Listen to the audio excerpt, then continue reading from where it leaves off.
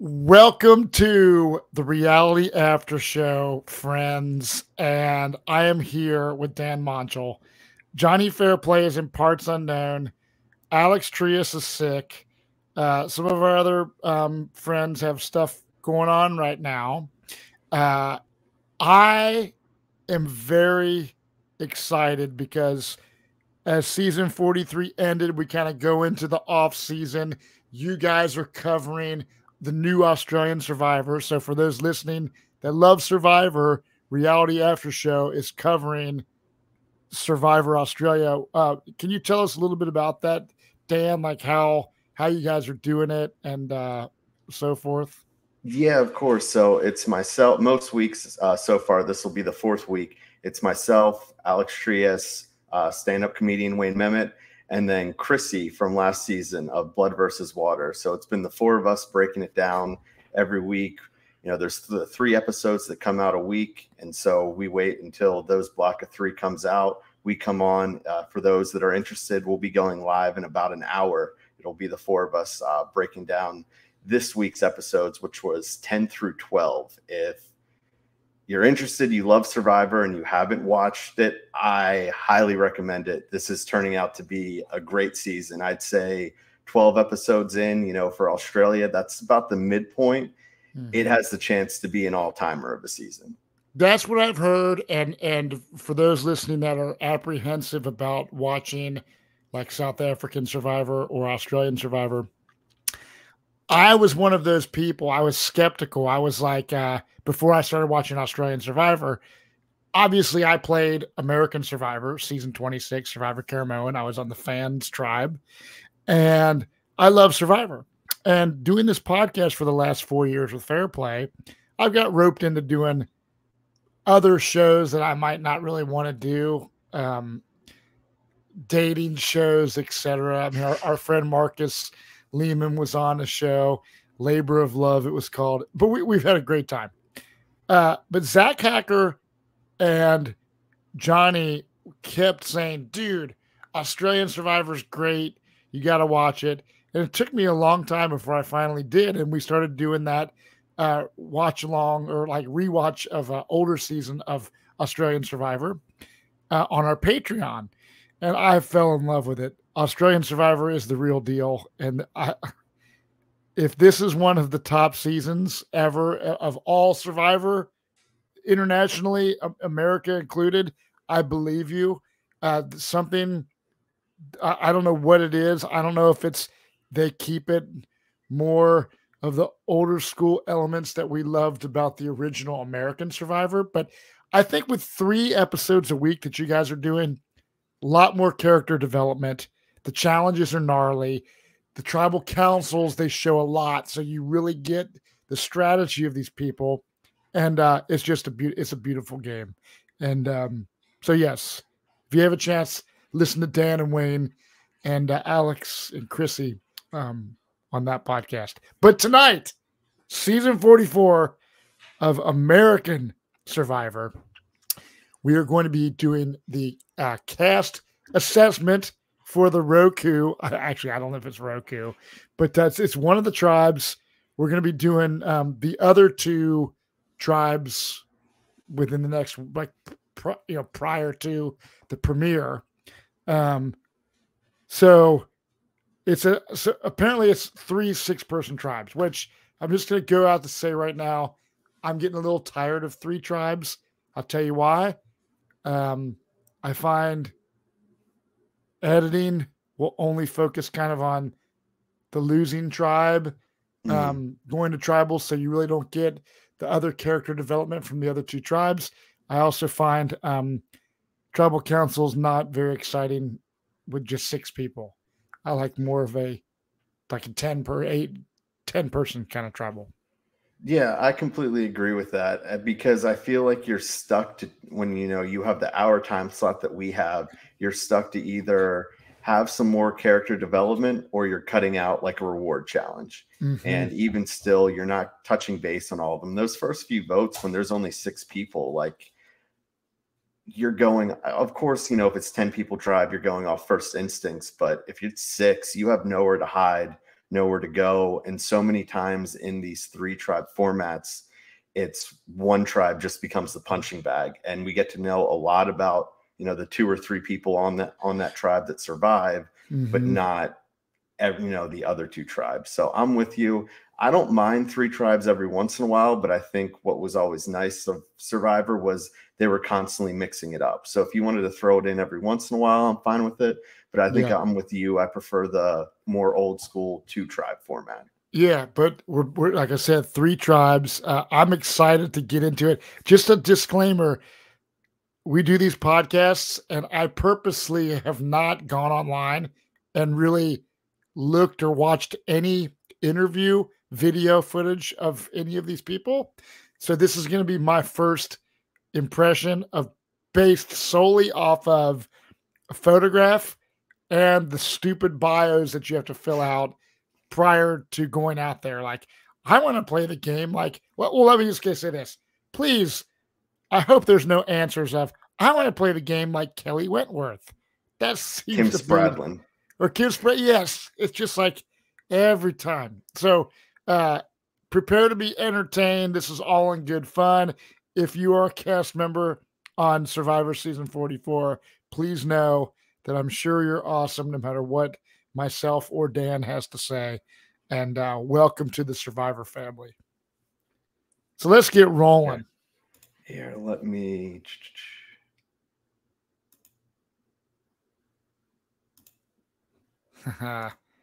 Here we go.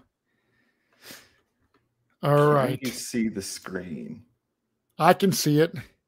Okay, perfect. So I see on the left-hand side of my screen, I see little thumbnails in the middle, like you're scrolling down. So we have Brandon is the first person that I see. So are you seeing the same thing I am, Dan? Yep. All right. So we're going to start out with Brandon. Before we start, just want to say shout out Karen Coleman. You're the best. You did all this for us, and you did it on pretty, short notice. So yes, appreciate that. But yeah, so the first one, it's Brandon Cotton. He's 30 from Newtown, Pennsylvania. That's where he still lives. His occupation, he is a security specialist. The 3 words that he describes himself as are easygoing, ambitious, and confident. Apparently, what's one life experience prepared you for the game? He said he made it to the NFL. This prepared him for the Survivor. I did not realize that he played in the NFL, but wow, it could have been someone that was, lower end. He said he identifies with Danny McCray the most. I think, they have that in common with the football background. Oh, yeah. And he knows what it's like to play in the NFL and carried a lot of those lessons with him in the game. I think that I will play the most. He says he'll play the most like Jeremy Collins because of his self-awareness. And he knew he'd be a physical threat. And so he kind of likes the Jeremy Collins whole meat shield philosophy. Well, I tell you what, my first impression is I like Brandon. For one thing, I'm a big fan of Jeremy Collins and Danny McCray. Both those guys totally freaking rule. Danny's obviously rules because he's been asked to go back to the challenge for a second time. I'm looking at a picture of it, smiling. I mean, the dude's a beast. So I think this guy, I know like Survivor is not, really only about challenges. It's a lot of things involved, and the challenges sometimes aren't even the main thing. However, when it comes to a 3-person tribe, Dan, you have to win challenges to prevent yourself from going to tribal council. So based off this dude, former NFL, I watched Danny in his season. He was badass. Brandon, 30 years old. That's a great prime physical age. I think he's going to kill it. I think he's going to be a super nice guy. I think he's going to be likable. So I think his social game is going to kick ass along with his physical game. But like we said, Survivor is a multifaceted game. Is Brandon going to have the cutthroat kind of attitude it takes sometimes to really, be able to do the strategic part and cut people's throats? But I'm excited to see Brandon play. I like him right off the bat. Yeah, I definitely have positive vibes on Brandon. I think, if he can play like, that mixture of a Danny and a Jeremy, if he's capable of doing that, that's obviously a good combination. The only thing that I'd point out is that with Jeremy, he said he wanted to use more kind of that meat shield philosophy. And in this newer age of Survivor, we don't see a ton of, these larger physically imposing guys on the show anymore. Right. I feel like if anything, it's been more on the female side where we've seen some of the challenge beasts minus, Jonathan from season 42. Mm-hmm. And so I don't know if he'll be able to do that. But I think one of the things that he has going for him is you can tell that he's in shape and, like he's a pretty strong guy, but I don't think passing on the street, and at least just from one picture anyway, he doesn't look, I wouldn't say, oh yeah, that guy definitely played, he's a professional athlete. Mm-hmm. So I think that could be really well for him because he isn't something that is necessarily going to stick out. Yeah. So I think he'd have the ability to definitely hold his weight in the tribal challenges and then maybe pick and choose his spot when it comes down to the individual game. Yes. So based off looks, do you think he makes it to the merge? I think he's a merge player. I wouldn't say a winner from, this is the first person that we're seeing. So, we don't want to say winner right off the bat. Sorry, Brandon. Yeah, of course.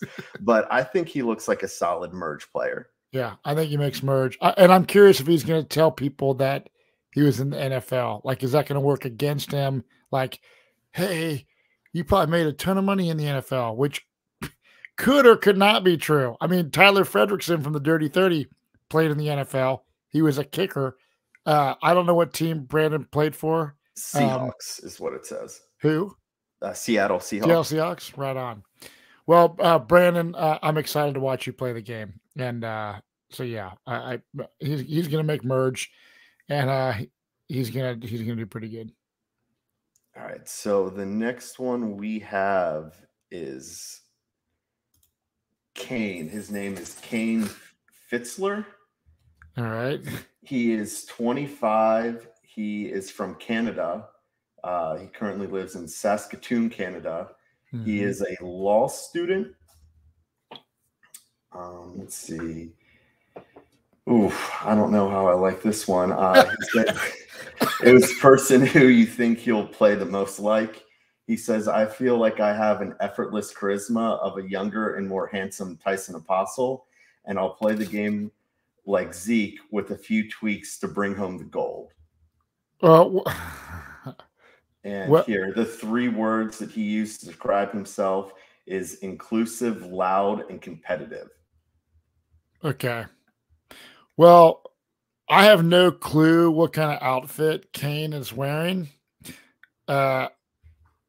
Some sort of like 1990s mall, like it's like stone-washed denim shorts is what it looks like. I don't know if that's really what it is, but on my computer screen, and some sort of collared, overly big, like in the 90s, people wore like bigger, double XL. So straight out of the 90s. Law student. I'm expecting him to be smart, analytical. I could see him being a little bit too cocky. Too much of like, I know the game and I'm a super fan potentially. I like that we have a Canadian here. Because didn't we have wasn't Erica Canadian winner or someone? Erica and Marianne were both Canadian. Yeah. Then, so who was the other big one from 42? Omer was Canadian as well. Okay. Wow. So shout out to Canada. I will say, I mean, Zeke, I'm glad I'm hearing different players' names, right? Mm-hmm. Besides the same couple we always hear. However, comparing yourself to Tyson Apostle, there's just some big shoes to fill. I love Tyson. I think Tyson's a great player. I think he's hilarious. His confessionals are some of the best that Survivor has had to offer. If you look at little if I was to go to YouTube and type in best Survivor or most funny confessionals, I guarantee Tyson would be on that list, just like Coach and people like that. So I don't think you're going to have any resemblance to a Tyson's game whatsoever. I think that strategically wise, I think KANE is going to try to really play a serious strategic game. I think he probably knows what he's doing. But I think sometimes that can bite you in the butt. So I think that KANE will be, if this tribe goes to tribal council, KANE potentially could be on the chopping block. Yeah, I'm worried about him. So first off, and like I said, we're just going off of pictures and the little bit of information we have, but with being a law student, he kind of screams, do you remember Daniel from season 42? He was on Mike Turner's tribe, and like he kind of was really erratic and all over the place and got himself voted out. That's kind of, he's given me those vibes. And he says he's confident and he's loud. And I'm worried that when you're that way, especially when you're younger, that comes off way too cocky. And that really rubs people the wrong way. Yeah, like if he could come off like annoying. What was his other adjective? He put like he was loud, inclusive. Yeah, inclusive, loud, and competitive. So what is calling yourself inclusive? Like he just means like he's like open-minded to whoever, what type of person it is, whether they're gay, trans, black, white, different religion, different kind of all that stuff. Like he's, because I feel like I would never write inclusive in my bio, but like I am inclusive like my whole life. If you're a cool person, that's what I told Jeff Probst when I was out there for casting. He's like, so Matt, you got this crazy beard and tattoos. Are you afraid that people are going to look at you and judge you? And I'm like, no. I was like, within 5 minutes of talking to anybody, dude, I don't care who you are, a doctor or a fucking homeless person, I love all people as long as you're not a total piece of crap. You know what I mean? So the other thing that really worries me with him is, so sometimes you'll see with younger people, it's, you don't have that life experience. And it's also, I mean, it's Survivor. It's about connecting with people and with bonding. And he has here under his favorite, like his hobbies, all he has is Dungeons and Dragons, caring for his dog, and Survivor, with like nothing's wrong with either of those three. But if those are your hobbies, like, are you really going to be able to connect with all these different people from all across, you know, Canada and the US when you don't have all that life experience? Well, this is like, I don't want to see, like, I'm with the Dungeons and Dragons thing. That's why I love these bios, because we're just making assumptions and judging off of very limited things. But there are a lot of, like, I've seen like some Dungeons and Dragons people, dude, are total dweebs, dude. Like, I have friends that are in my band that do Dungeons and Dragons nights, and they're cool. Zach Hacker does Dungeons and Dragons, but I've also been like walking through the mall and seeing people in these like role-playing games that are like pretty geeky. So I'm hoping that like KANE does not, I hope that I'm wrong, that he's not like an extreme Survivor fan in a geeky way, to where he comes off like a lot of times we see these Survivor super fans that they think they know how to play the game, but they really don't. And like you said, with the 25 years old, kind of not having a lot of life experience, I'm hoping that stuff doesn't kick KANE in the butt. But KANE, I can't wait to meet you. I hope we're wrong. I say he does not make the merge. But yeah, we'll see. We'll see. Yeah, I have him as a pre-merge player as well. But who knows? He could be someone that, he also kind of seems like someone that it's, maybe if he gets some footing, so if he can escape a vote or two, maybe he can get going. But I just worry with, I haven't read all the bios for everyone else, but kind of, looking at this, what Karen put together, I think he's the one that sticks out a little bit in this tribe. Yeah. Right on. All right, here. That'll take us KANE. to the third person. Here we go, Matt. Someone from Ohio, right up your alley. That's right. This is Matthew Grinstead Mayall. Oh, sorry. Butchering the last name. I apologize. He is 43. He currently lives in Columbus, Ohio. He is a barbershop owner. The 3 words that he uses to describe himself are spontaneous, caring, and adventurous.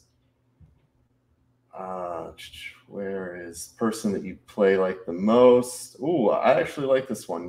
I think you'll like this one too, Matt. He said, I think I identify with Elaine, Busted Can of Biscuits, the most because she was hilarious yet genuine. I would like to think I will play the most like Shan or Ben. Everyone came to Shan and felt comfortable telling her info. Ben was someone who had his baggage and learned how to overcome it and help others along the way. And okay, so does it list his hobbies? His hobbies, yeah, here we go. Adventures with my son and husband, roller coasters, water slides, eating food from all over the world, growing and collecting plants. Okay, so he has a husband and he's got a child. Super adventurous. I can tell you right now, he's got many things going for him in my eyes. First of all, the most important thing is he has a pretty sweet beard. Shout out to the beard. He's a barbershop owner, so I guarantee he's one of the most fun, like when hairdressers, especially gay hairdressers, are some of my most favorite people. They are awesome. From my home state, 2 hours north of where I'm sitting right now, he's a dad. I think based off of his Elaine Can of Biscuits, I think Matt, he's got the same name as me, Matthew. I go by Matt, but Matthew. I like Matthew. I think he's going to be funny as hell. He's going to be likable. And I feel that he's going to be compassionate as well as a family guy and someone that like loves his husband and just loves the game of Survivor. He looks like he just loves life. He's beaming with a positive energy and a positive vibe. I love his outfit. I hope that Matthew comes to March 22nd, excuse me, downtown Cincinnati, Ohio. Sandra Diaz-Twine, Johnny Fairplay, myself, amongst other survivors, are going to be doing a watch party. I don't know where. Do you know, or do you have any listing of tickets? I know some tickets are available at Survivor Tix. Yeah, so we can just do this right now. All the tickets for the viewing parties are going to be survivortix.com. That's survivortix.com. And so Johnny and Sandra, they're on the road all season, making all their stops. They're starting next week with the premiere. They're going to be in New York City. On May 15th, they will be in Nashville, Tennessee. And then, as you said, on March 22nd, they'll be in Cincinnati, Ohio. March 29th in Boston, Massachusetts. May 3rd in Durham, North Carolina. May 17th in Charlottesville, Virginia. And then for the finale, May 24th in my hometown, Charlotte, North Carolina. And so that'll be Johnny and Sandra at every live event.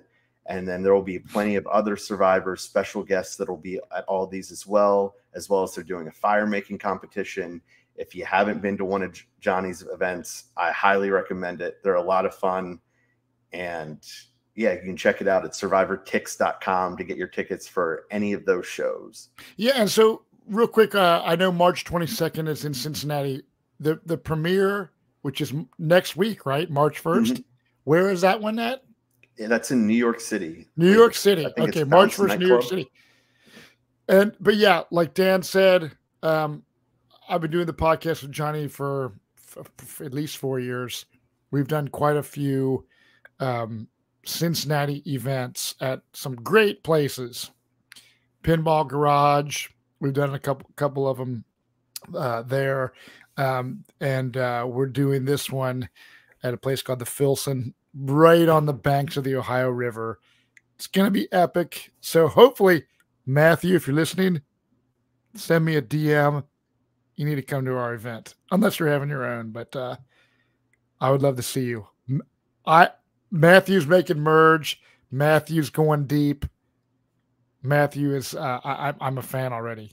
Please don't disappoint me, Matthew. Don't be a douchebag. I hope you rule. What's your opinion, Dan? I agree with you. I think he's going to do pretty well. Just from listening to his answers, it seems like he has a lot of different interests, which is always going to help you connect with other people. And being a barbershop owner, I'm sure maybe he doesn't as much anymore, but I'm sure, in his years, he was more of just a barber. And those people, they're great. They know how to talk to everyone. You have someone from every walk of life that'll come through your store while you're cutting their hair. And that's, 20, 30, sometimes up to an hour, time you're spending with them, talking to them. So I have no doubt that he'll do very well connecting with people. And I definitely think he makes the merge, and he's someone who could be a serious contender in this game. Yeah. Matthew, maybe like when we hook up, if I ever decide to cut my hair off, I'll let you barber me up, give me a beard trim, and make me look like less homeless. Yeah, I love this guy. No, I think he's going to do pretty well. All right, let's see.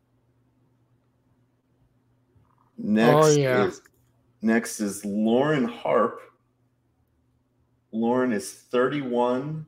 She lives in Mount Bellevue, Texas. She's an elementary school teacher. The 3 words she uses to describe herself are personable, resistant, and adaptable. Let's see. Player that she identifies with the most. She says, I want to be a quiet strategist. I think my gameplay will most likely resemble that of Erica from season 41, but I also love the way Natalie Anderson played Blood versus Water and Winners at War. Her strength and ability to never give up is most admirable. And for her hobbies, she has, when I'm not attending my kids' sporting events or kicking their butts in Mario Kart, I enjoy reading, listening to podcasts, and sermons online. Well, this tribe so far, the only thing that I did not like is when you said she likes to play like Erica, who won season 41, because I hated that season and I could not. I'm not in the gameplay. I'm not a big Erica fan. The whatever that hourglass twist, all that stuff. Now the Natalie Anderson reference, I'm all about that. I love Natalie Anderson. But let me just tell you, Lauren, 31 years old, elementary teacher.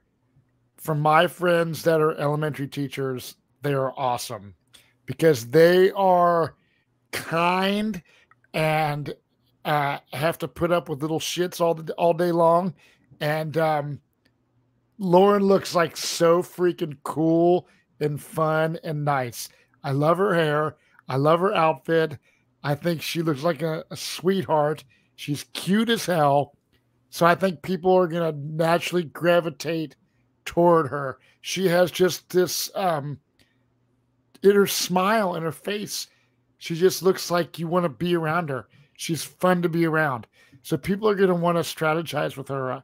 And I can see Matthew and Brandon really sitting down and playing the game with Lauren. She's obviously, she listens to sermons, so she's her faith is most likely strong. She listens to podcasts. Hopefully you're listening to this one, Lauren, because it's the only one you should listen to. Actually, I'm going to mention that Jeff Probst came out this week saying he's doing a Survivor podcast. That should be interesting.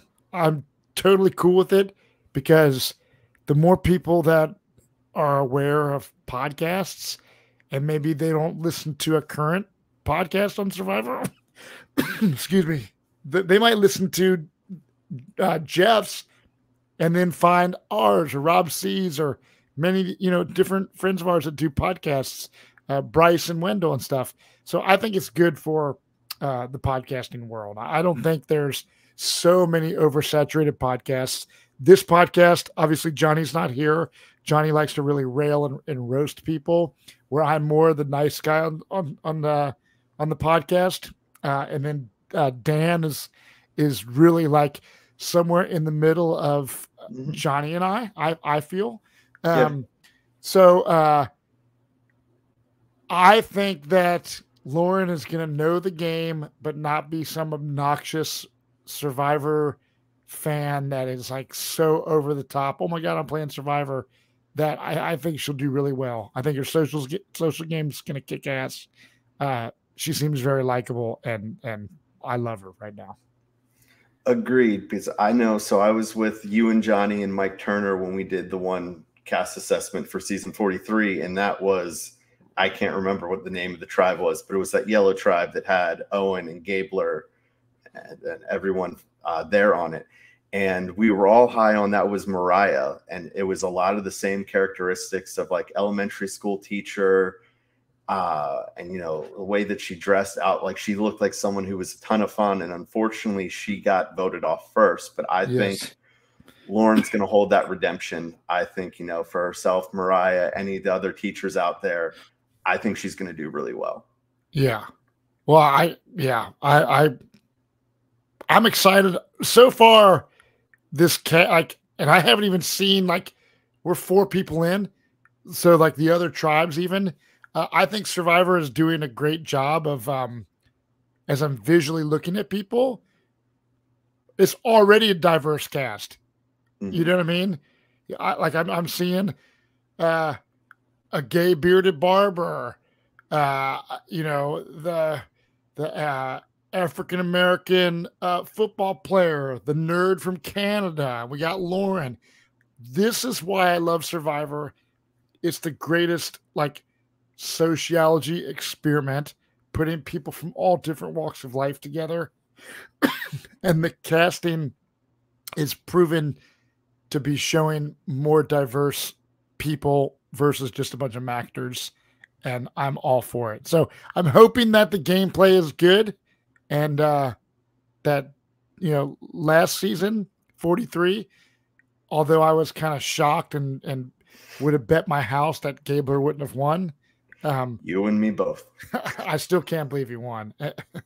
But I'm hoping that 44 is kick-ass. Yeah, and from everything that I know production has said, they've really been talking it up. You've heard some of their stories that have leaked, from unknown people in production, that everyone's saying that this is going to be a really awesome season. And so I'm just hoping that it lives up to that hype and we get something that, is finally a good season that we can really remember. Because, you mentioned 41, you weren't a huge fan of. I didn't think it was all that great. And it was like 42 and 43, like they had their moments, but I think we're all craving this great new Survivor season. So I'm really hopeful that we finally do get that. And from 4 people into an 18-person cast, it looks like we're off to a pretty good start so far. I agree. All right. Next up is Maddie. Maddie Pamela. She is 28 years old. She currently lives in Brooklyn, New York. She is a charity projects manager.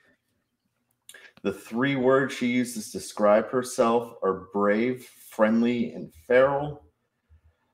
Let's see, going down, the person that she identifies the most or that she'll play the most like, she says strategically, probably a Sari or an Omer.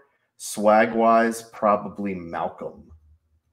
And then her hobbies are surfing, skateboarding, making movies with her sisters, dancing all night, pretending I'm Madonna at karaoke, and laying in the grass. Interesting.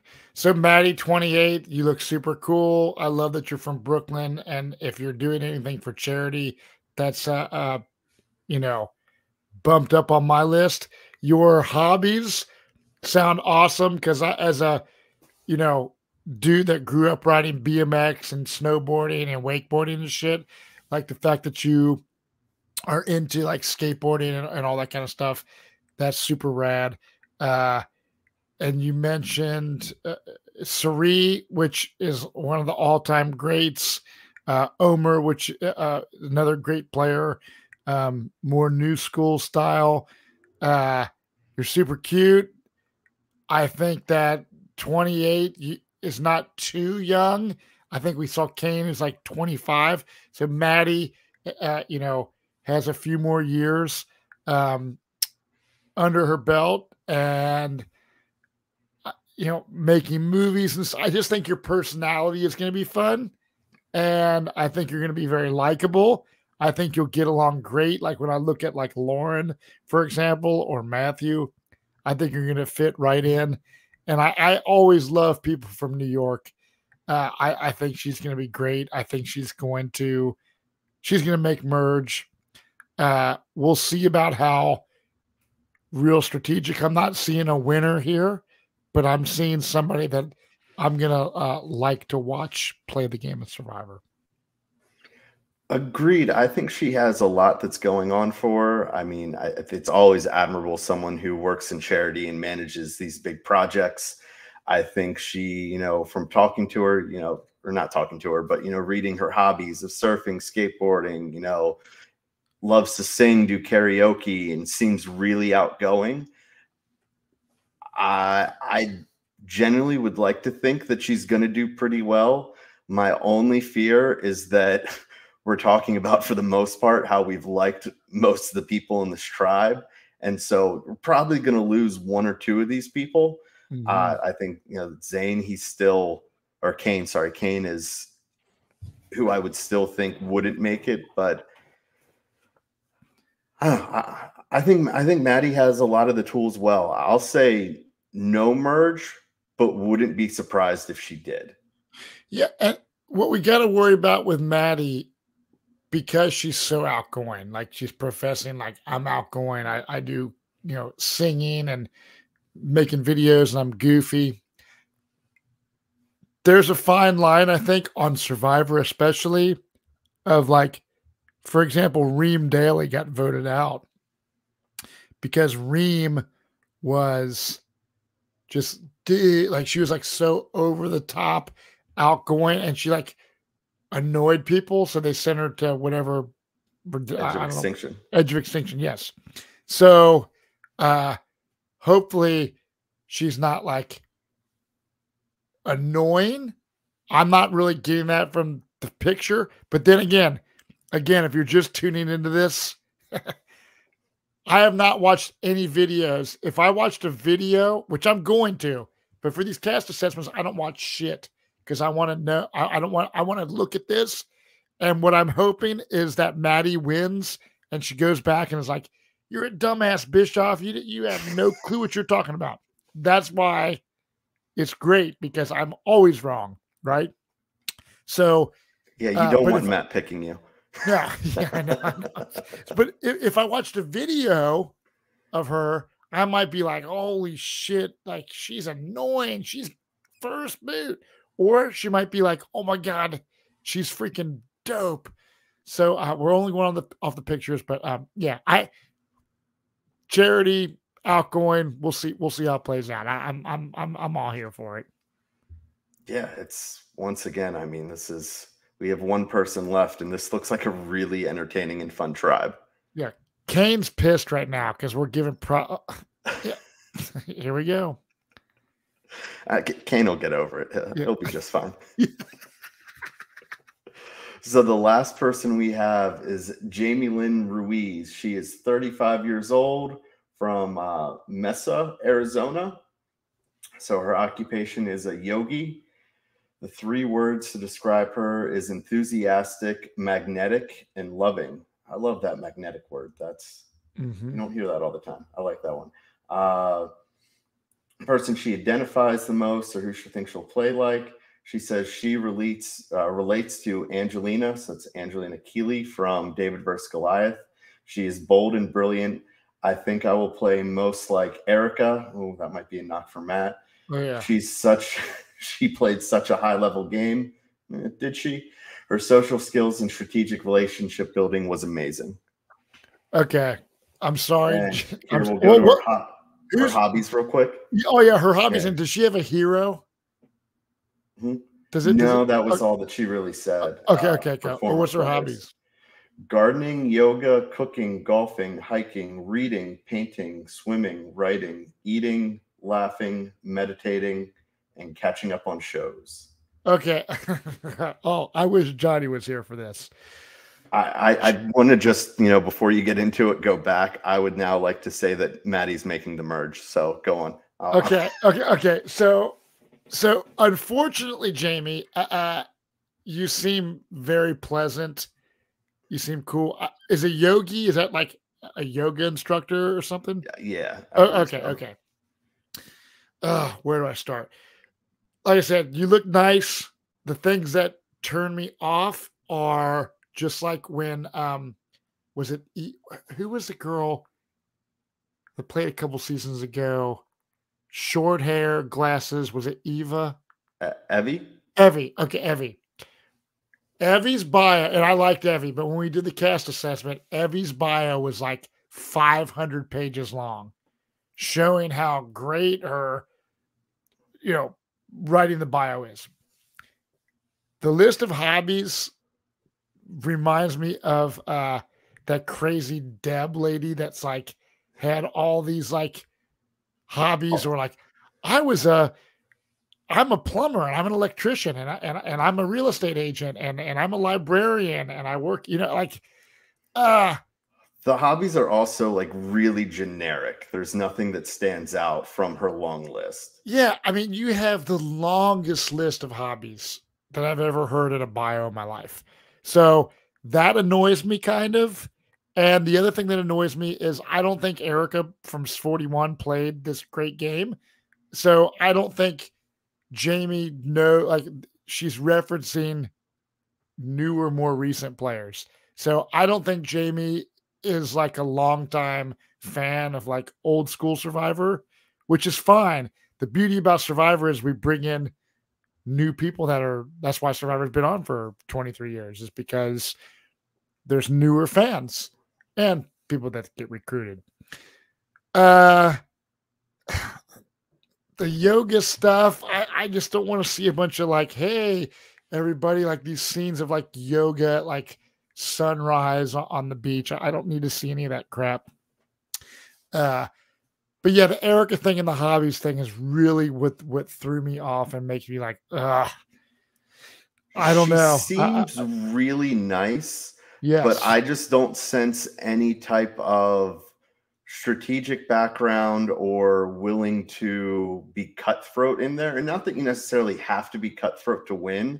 She just doesn't seem to me, and going off very limited information, that she'd be really willing to make a decision. And sometimes if you're not willing to be, put your input out there, you can be cut just because we don't know where you stand or anything about you. And yeah, I mean, I think that's my biggest concern with her.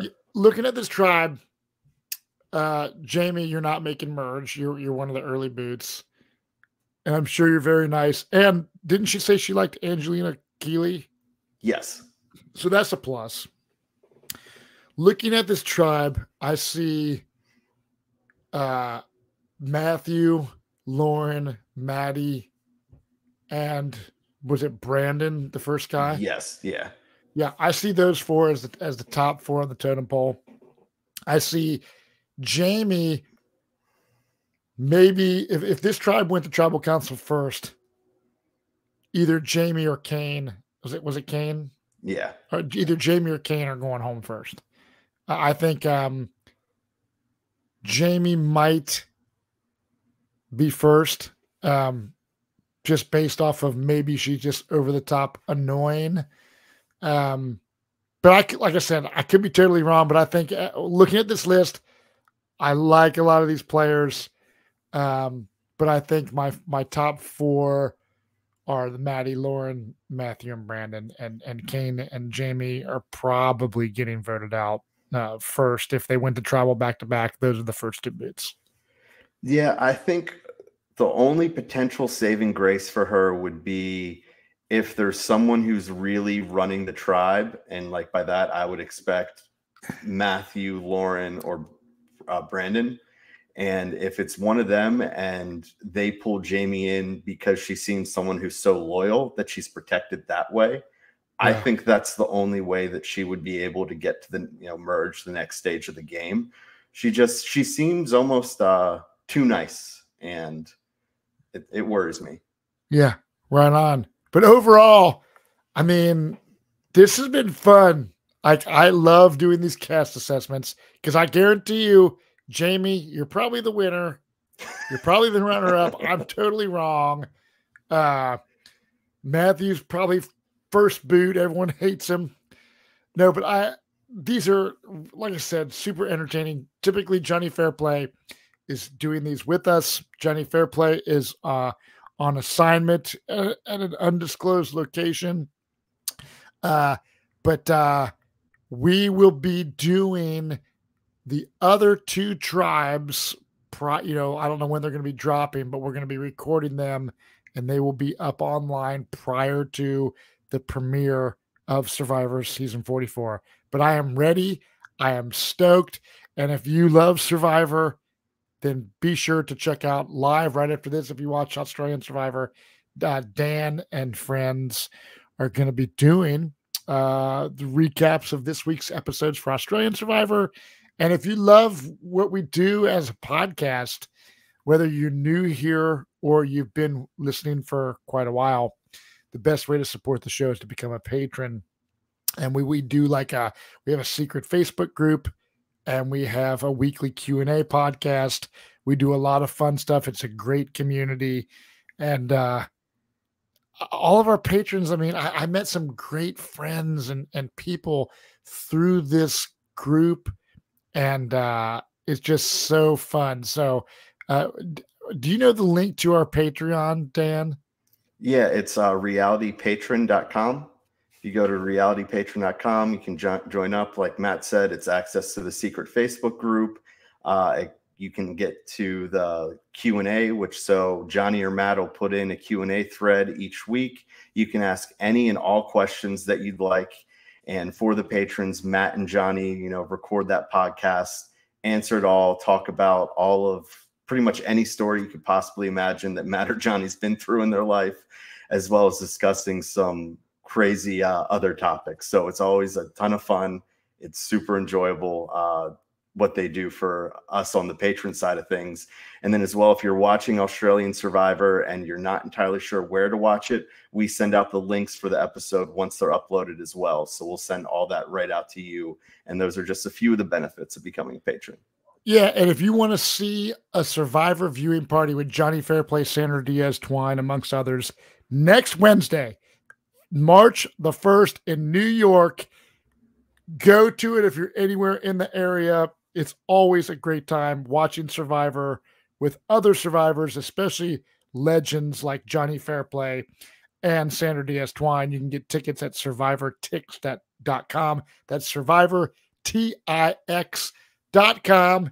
And we love you all. And those that are playing the game of Survivor season 44, welcome to the family. It's going to be a super fun ride, whether you're voted out first or you're the winner. You're welcome in this community. The Survivor community is so awesome. And just the reality, just TV community in general. So, yeah, Dan, thank you so much for holding it down. And thank you, Karen Kuhlman, for providing the images and whatnot. And we will be back. Like I said, we're going to be doing 2 more podcasts leading up to the premiere. And also note, when Johnny is doing the live shows directly after the episode of Survivor airs, you can tune in right here and we do a live recap of the show. So that will be myself, and whether it's Dan or Alex or somebody else from our Reality After Show network. And then Johnny goes back after the fact and does an additional podcast where you can hear Johnny's take. So not only do you get my take and stuff, when Johnny's out doing that, you get 2 podcasts. So it's great. It's the best of both worlds. And we're going to hear a word from one of our sponsors, and we'll see you all next time on the Reality After Show. Cheers, everybody. Support for Reality After Show is brought to you by Manscaped, who is the best in men's below-the-waist grooming. Their products are precision-engineered tools for your family jewels. Manscaped's Performance Package, the ultimate men's hygiene bundle. Join over 6 million men worldwide who trust Manscaped with this exclusive offer for you. That's right, 20% off and free worldwide shipping with the code SURVIVOR at manscaped.com. If my math's correct, that's about 12 million balls. The Performance Package 4.0 has arrived, and oh man, is it a game changer. Inside this package, you'll find their Lawnmower 4.0 trimmer, Weed Whacker, ear and nose hair trimmer, Crop Preserver ball deodorant, Crop Reviver toner, performance boxer briefs, and a travel bag to hold your goodies. First off, the Lawnmower 4.0, this trimmer is the future of grooming, and dare I say, the greatest ball trimmer ever. Their 4th generation trimmer features a cutting-edge ceramic blade to help reduce grooming accidents thanks to their advanced skin-safe technology. The Lawnmower 4.0 is waterproof and has a 4000K LED spotlight that you need for a more precise shave. Now, I have a dark shower curtain in my bathroom, and I've been looking for the perfect way to shave in the dark, kinda. Guess what? I found it, 4000K LED. No longer a problem. I got perfectly smooth, clean balls thanks to the Lawnmower 4.0. It's time to take care of yourself, so go to manscaped.com and get 20% off and free shipping with the code SURVIVOR. That's 20% off and free shipping at manscaped.com and use the code SURVIVOR. Unlock your confidence and always use the right tools for the job with Manscaped. Thanks for sticking with us through the ad break. And don't forget, for more exclusive Reality After Show coverage, visit realitypatron.com. That's reality, Patron.com.